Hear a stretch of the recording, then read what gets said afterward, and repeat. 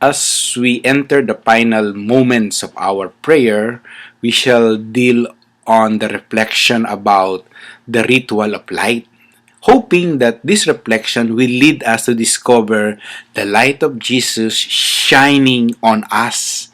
And hopefully again, ma-realize natin na tayo din ay magiging ilaw para sa iba, lalo na sa classmate natin, lalo na sa pamilya natin. Parang ganito yan eh.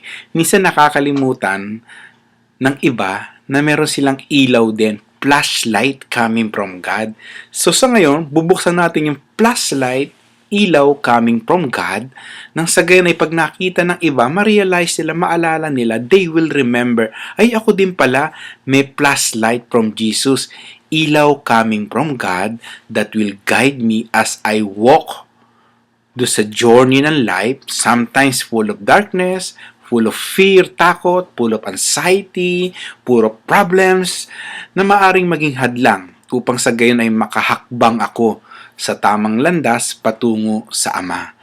So, in this moment of reflection, I would like you to listen and watch well Joey Velasco.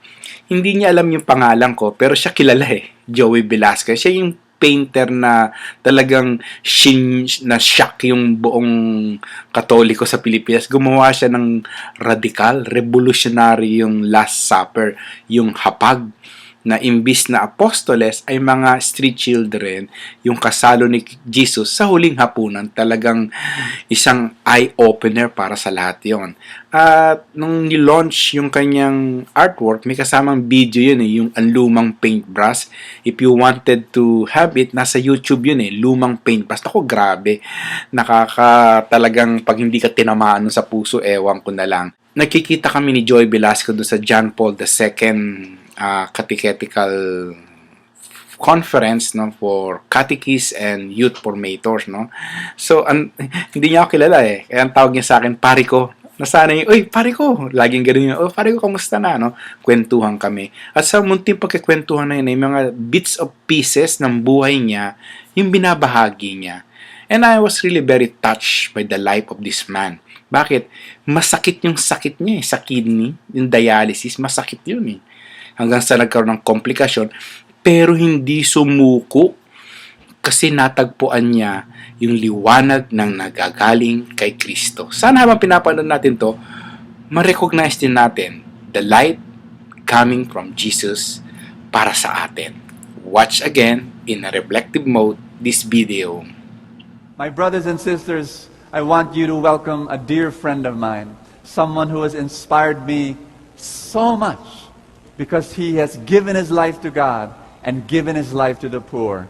Please welcome the painter extraordinaire, God's painter, Joey Velasco.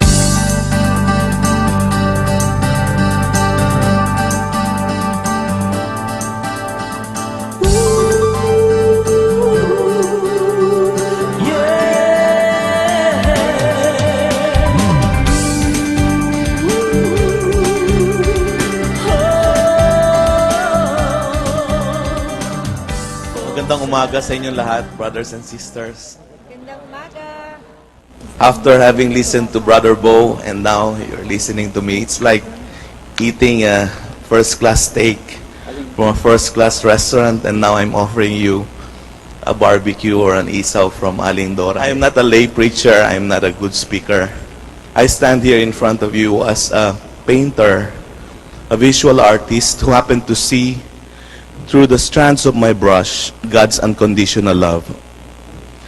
When I began painting the Hapag ng Pag-asa, the Jesus Christ eating with hungry children in a Last Supper scene, I employed the use of light and shadows technique. Yun yung technique na ginagamit din po ng mga old masters tulad nila Rembrandt and Caravaggio to produce a realistic composition, figures na parang tunay na buhay. Labis ko pong interesado talaga akong gamitin yon. I was so enthusiastic and very interested in using that because parang humihinga yung aking mga subjects sa painting at kulang na lang ay kumuha ko ng blade para in order to cut the canvas and it will bleed. Gustong-gusto ko po yun. Ah, nung sinabit ko yung painting, when I hung the painting on our wall, parang tunay yung painting sa dining namin. It reminded my children of the values of charity, compassion, counting their blessings. And during those moments, I would like in a contest ask my children to identify where the light is coming from. Yun din kasi ang ginagawa ko whenever I would paint and look at the reference. Saan nanggagaling yung light? Is it from the left or from the right? Is it a warm light or a cool light? Ganun palagi ang routine. And my children will have their debate. They will determine whether it's coming from the left, from the right, saan tumatama, sa cheeks ba, sa forehead, where the shadows are.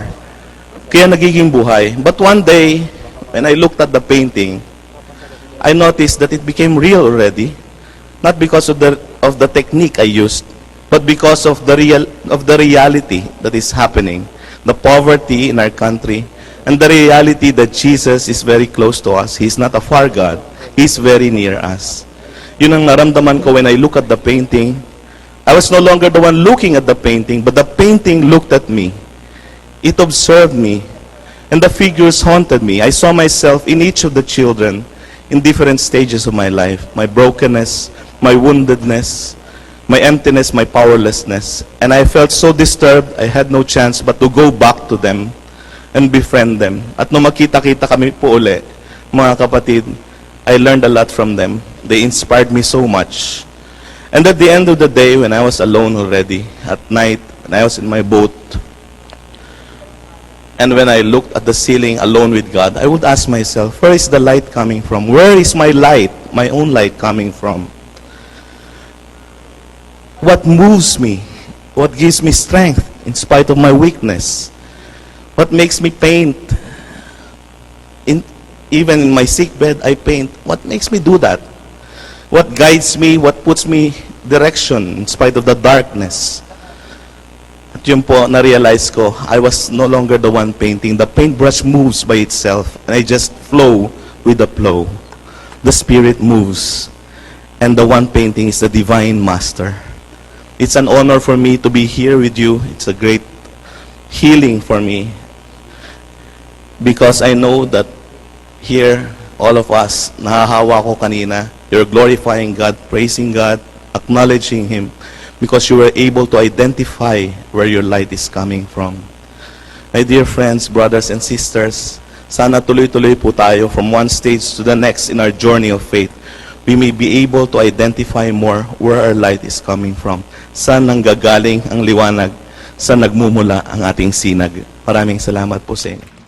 My only prayer is that yung napanood natin ay magsilbing inspirasyon, hindi yung, uy, ang galing, humanga ka, tapos na. Sana'y napanood natin, humanga ka, baunin natin sa ating puso upang magtulak sa atin. Na sana hanapin din natin yung liwanag coming from Christ, kasi pag natagpuan mo to, you can never go wrong. Talagang matindi yung lakas, no, ng loob na mapapasa iyo. Bakit? Kasi alam mo, may kasama ka do sa landas ng buhay na nilalakaran mo. And also, I would like to ask for your special prayer because next week, August 30, ay tatanggalan ng liwanag yung kaliwa kong mata. Sandali lang, sana maging successful yung operation nang sa ganay maibalik yung linaw, yung ayos ng mata. And then, few weeks after that, yung kanang mata naman uli, yung tatanggalan ng liwanag sandali. And hopefully, after a month ay bumalik yung liwanag. I do not know what is in store for me in that operation.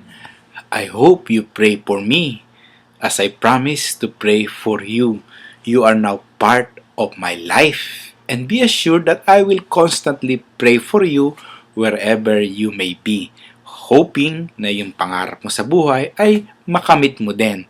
And sana ay magtulungan tayo sa panalangin upang sa gayon ay patuloy tayong maglakad at gabayan ng liwanag ng Panginoon. So now my staff, no, si Ferdy, si Marcel, or si Bioli, may kasama pala kaming bago, si Maria, ay magpapaliwanag sa inyo kung paano yung gagawin natin do sa Ritual of Light. I'm expecting na sana pag dumating tayo dun sa point na sasabihin yung I will share the light of Christ. Isang pangako yun na paninindigan mo. Yung mabuting gagawin mo para ikaw ay maging effective bearer of Christ's light, tagadala ng liwanag. Sana magningning yung kabutihan mo nang sa gayon, this world will be a better place to live in. So, paalam muna si Tatay Jojo, pero hindi pa kayo tapos na activity kasi mamaya, yung next activity natin yung kontrata. Covenant, sigurista kami. So, gagawa tayo ng kontrata, yung mga bagay na titigilan natin, stop doing, mga bagay na sisimulan natin, start doing, at yung mga bagay na continue doing nang sa gayon ay mapanatili natin yung class spirit natin na hindi lang tayo nagkakaisa kung hindi concerned tayo katulad ni Saint Benedict sa welfare, kalagayan, kapakanan ng ating mga classmate at sa relasyon natin bilang magka-classmate.